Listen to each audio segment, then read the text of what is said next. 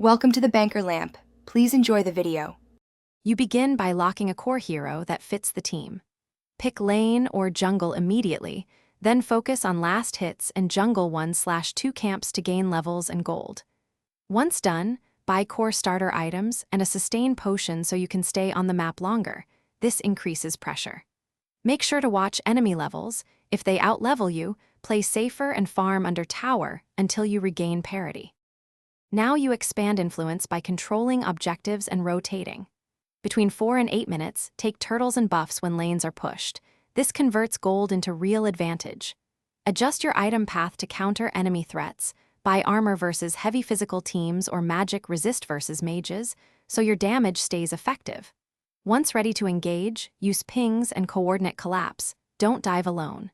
Make sure to look where the map is dark before committing, and reposition if a flank looks risky. You finish by turning advantages into objectives. Push towers and secure Lord to force base plays. In late fights, position behind Peel and only enter after your initiator creates space.